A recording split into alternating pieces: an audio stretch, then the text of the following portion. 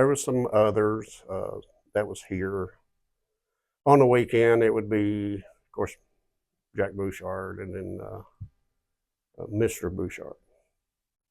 One guy told him one time, said, "Good morning, Jack." And he said, "My name is Mr. Bouchard." It must have been a Monday or a Friday because you was always afraid of him on Mondays and Fridays. Just steer clear if he said good morning. He didn't even look at you. So steer clear. Back then, the office, getting off track of the Saturday, but in the office, there was hardly anybody working in the office. You know, there's Jack, of course, Jack Bouchard, and then there was my dad and Virginia Philpott, Jackie Easterling, and I think there was one more, and that was almost it in basically the accounting. And then there was probably one person for the sprinkler and one for the mechanical plumbing. That was basically your office personnel. And the reason why I went to the machine shop is because the union, they were a union back then. The union decided they wanted all apprentices to be working instead of no helpers. So it was a 2-year waiting list to become an apprentice.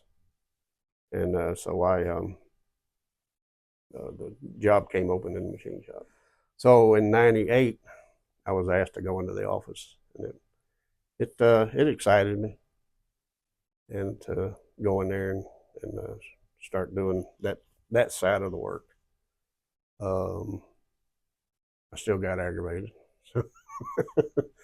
by Smiley, by the guys in the shop, and then the paperwork side, knowing what their life was like, and rebellion of a employee. You know, they fuss with you because you told them to do something or whatever. Your job's hard out there, but their job's hard, or sometimes harder, because you have to juggle making sure everything's going here. You have to do the paperwork, you have to deal with the customers. It was a good experience. And in 2003 is when I came out of the office and went into the truck. Did enjoy getting back out in the field, and not out of the office and doing hands-on. There's a little bit more doing hands-on. Had to do things on the fly out there in the field to make things run. That's how I learned how to do things, is basically by myself. You step back and you look at it and you think in your head how it runs.